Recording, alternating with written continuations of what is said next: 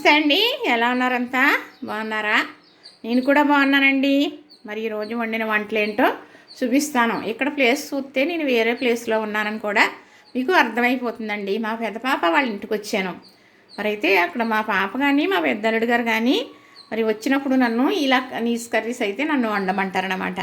అయితే వండేసానండి. వండిన తర్వాత మాత్రమే మీకు వీడియో తీసి చెబుతున్నాను. మరి ఎందుకు వండటం చూపించలేదో కూడా మళ్ళీ మాట్లాడతాను.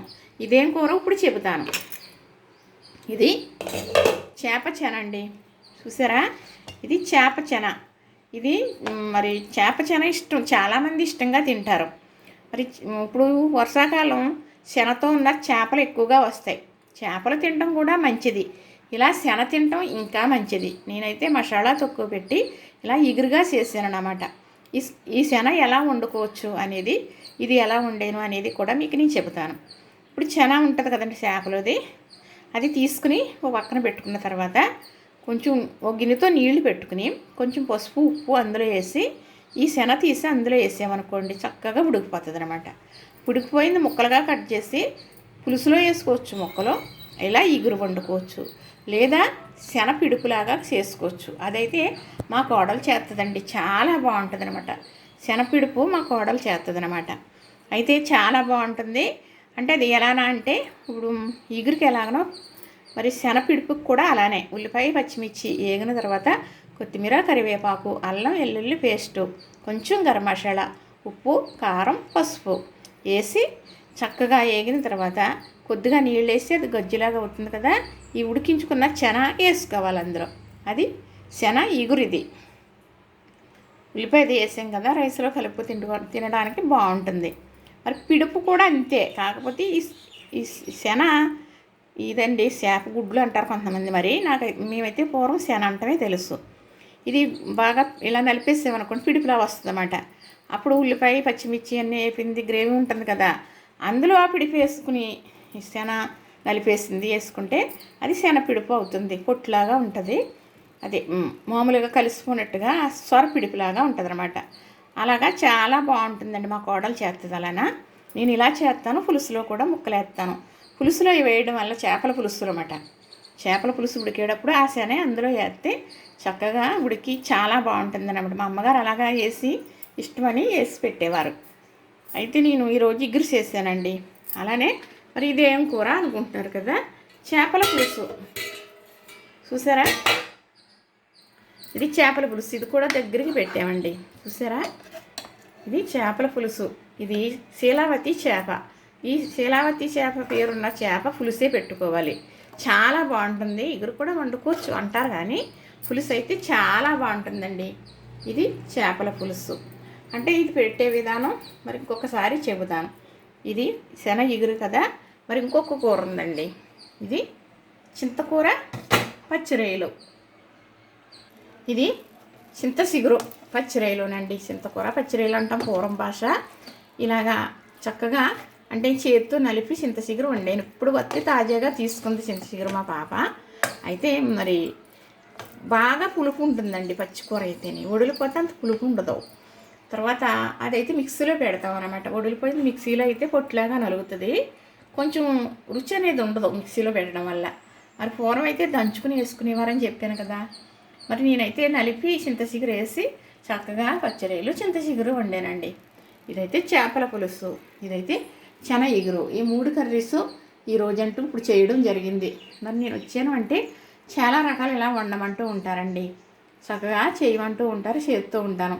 ఏంటో ఒక్కొక్కరి మీద ఒక్కొక్కరికి అభిమానం కదా, వారు చేస్తే బాగుంటుంది అని అంతకన్నా బాగా చేసుకుంటారు. కానీ ఆ అభిమానం ఉంటుందో చూశారు, అది మనం ఎన్ని డబ్బులు ఇచ్చి కొనుక్కుందామన్నా అది దొరకదు అని నేను అనుకుంటానండి. ఈ పక్కన కుక్కర్ ఏంటి అనుకుంటున్నారా? రైస్ కాదండి, మా పాప శనక్కాయలు పెట్టింది. 7 శనక్కాయలు ఉడకేస్తుంది అన్నమాట, పచ్చికాయలు. మరి నేను ఈ వీడియో ఇవన్నీ చేసేటప్పుడు మమ్మీ తీసుకో వీడియో తీస్తావు కదా అంది మా పాప. అయితే నేను తీనమ్మప్పుడు తర్వాత తీస్తాను అన్నాను. ఏదో అప్పుడప్పుడు ఇలా పెడుతూ ఉంటానండి తీసి. ఎందుకంటే దీని గురించి నాకు అవగాహన లేదు. అవగాహన లేకుండానే వీడియోలనే తీయడం మొదలయ్యింది. కానీ మరి అన్నీ తెలిసిన వారు చాలామంది ఉన్నారు కదా, చాలామంది చేస్తున్నారు. అవ్వట్లేదు అనుకోకండి. మీకు తెలుసు కదా, తెలుసుకుని చేయగలరు కదా. ఇప్పుడు నేనున్నాను అనుకోండి, తెలుసుకుని చేయగలను కానీ అన్నీ తెలుసుకోలేను. అది ఒకటి మీకు నేను చెప్పాలి అని.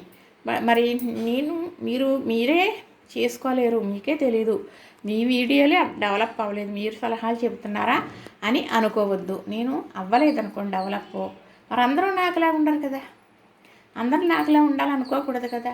ఇప్పుడు నాకైతే తెలియదు కాబట్టి మీకైతే తెలుసు కదా, చదువుకున్నవారు ఉన్నారు. ఒకరు చేస్తున్నారంటే దానికి ఆవిడ ఎదరగా వీడియో తీసేవాళ్ళదే బాధ్యత అంతా కదా. అది నాకు అర్థమైంది. కానీ నేనే ఇలా సెల్లలో చూపిస్తూ మాట్లాడుతూ తప్పొత్తే కట్ చేస్తూ అలా నాకే బోల్ టైం పడుతుంది, ఏమీ తెలియని దాన్ని. మరి అన్నీ తెలిసిన వారికి మరి ఇంకా అంత టైం ఎక్కువ పడుతుంది, అది నేను చెబుతాను. ఎందుకంటే మరి వాళ్ళన్నీ బోల్ రకాలు చేయవలసినవి అన్నీ చేస్తారు. నేనేముందండి, ఇలాగా మాట్లాడుతూ ఉంటానా, తప్పొత్తే కట్ చేస్తాను, తీస్తూ ఉంటానా. 2 గంటలో 3 గంటలో టైం కూడా తినేస్తూ ఉంటుంది తీసేటప్పుడు, వీడియో తీసేటప్పుడు. కానీ మరి కనీసం నేను యాష్టాక్ అంటారు కదా, అది ఈ మధ్యలో నేర్చుకున్నానండి. అది కూడా దేనికి ఏది పెట్టాలో తెలియదు నాకు. మరి కర్రీస్కి వేరే పెట్టాలంట, అదే ఏ ఐటెంకి అది పెట్టాలి. అలాగా ఆ యాష్టాక్ ఏది పెట్టాలో తెలియదు. యాష్టాక్ మాత్రం పెట్టేస్తూ ఉంటాను అన్నారు కదా అనేసి. ఇప్పుడు షార్ట్లో తమ్మేళ్ళు వేయటం మాట్లాడడం నాకు తెలిసిందని మా కోడలు నేర్పించింది. మరి పెద్ద వీడియోలకు తమ్మేలు వేయటం అయ్యి రాదు. మరి అవన్నీ నేను చేయలేను. చేయగలిగిన వారు చాలామంది ఉన్నారు. అయినా డెవలప్ అవ్వట్లేదని అనుకోవద్దు. తప్పకుండా మీరు అందరూ డెవలప్ అవుతారు. మీరు అసలు ఇసుకుపోవద్దు. ఒక్కొక్కరు నెల అవ్వచ్చు, ఒక్కొక్కరికి సంవత్సరం పట్టవచ్చు, ఒక్కొక్కరు 2-3 సంవత్సరాలు పట్టవచ్చు. ఇసుకు లేకుండా రోజు షార్ట్ పెద్ద ఈ వీడియోలు పెడుతూనే ఉండండి.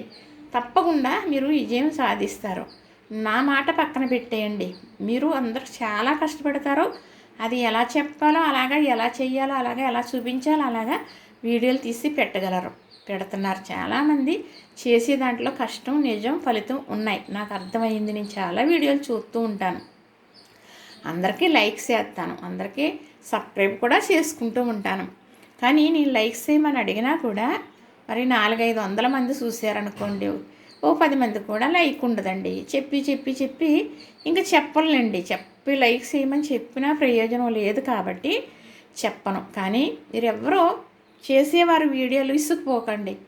ఎందుకు అని చెబుతున్నానంటే, ఇప్పుడు 100 చూస్తారనుకోండి, తర్వాత 1000 చూస్తారు, తర్వాత లక్షలు, కోట్లు కావాలని నాలాంటిది ఆశపడను. కానీ నిజంగా మీకు అంతటి అదృష్టం ఉంటే కోట్లు కూడా చూస్తారు. ఇది నిజంగా చెబుతున్నారు చాలామంది. యూట్యూబ్ని ఎలాగా చెయ్యాలి అనేది అన్నీ కూడా చాలా బాగా చెబుతున్నారు దీని గురించి. అందుకే నాకు అర్థమైంది. ఇప్పుడు నేనేంటనేది నాకు తెలిసింది.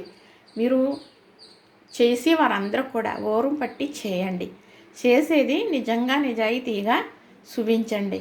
ఇప్పుడు ఏదో వాళ్ళు చూస్తారని మనం మసిపూసి మారేడుకాయ చేసినట్టు తీసేమే అనుకోండి, అది కొన్ని రోజులే. ఒకవేళ డెవలప్ అయినా ఎక్కువ కాలం నిలబడదు. మనం నిజాయితీగా కరెక్ట్గా ఉన్నామే అనుకోండి, మనం వారానికి ఒకటి పెట్టినా కూడా మందే చూస్తారు. ఇది నిజం. నేను వేల వీడియోలు పెట్టానండి కష్టపడి. ప్రతి దాంట్లోని ఎంత కష్టం ఉన్నది అంటే భగవంతుడికే తెలుసు. ఎందుకంటే నాది నేను చెప్పుకోకూడదు. కానీ ఫలితం ఈ రోజుకి లేదు. ఎందుకంటే దీని గురించి నాకు అవగాహన లేదు. లేని వాళ్ళు కూడా చేస్తున్నారు అంటే వాళ్ళ వెనకాల చాలా సైన్యం ఉంది, వాళ్ళకి వెనకాల బలం ఉంది. వారు వంటలు చేసేది చూపించడం తప్ప దానికి ఏం కావాలో చేయవలసిన వాళ్ళు వెనకాల ఉన్నారండి. అందుకే వారికి జరుగుతుంది. అలాగా డెవలప్ అవుతున్నారు. చాలా బాగుంది, నాకు చాలా ఇష్టం. నాకే కాదండి, మీరు లైక్స్ చేయండి అని నేను అడగట్లేదు. కానీ మరి చాలామంది చాలా రకాలుగా పెడుతున్నారని మీరు నచ్చి మరీ చూస్తారు వీడియో. ఒక్క లైక్ చేయండి, మీకు కొచ్చలేని పని కాబట్టి. వారికి మీకు తెలియకుండానే వారికి లైక్స్ చేస్తే వారికి లైఫ్ ఇచ్చిన వారు అవుతారని నేను చెబుతున్నానండి. మీకు అర్థమైందని అనుకుంటున్నానండి. చూసారు కదా, ఇవిగోనండి శనక్కాయలు ఉడుకుపోని చక్కగా మధ్యాహ్నం భోజనాలు అయ్యేటప్పటికి చల్లారుతాయి కదా, చక్కగా తినడమే. చూసారు కదా, పచ్చిరొయ్యలు, చింత చిగురు, చేపల పులుసు, శన ఇగురు. చూసారా, మరి నాన్ వెజ్ తినేవాళ్ళు అబ్బా అనుకుంటారు. చూసారు కదా, నచ్చింది కదా, లైక్ చేయండి, షేర్ చేయండి, సబ్స్క్రైబ్ కూడా చేసేయండి మరి.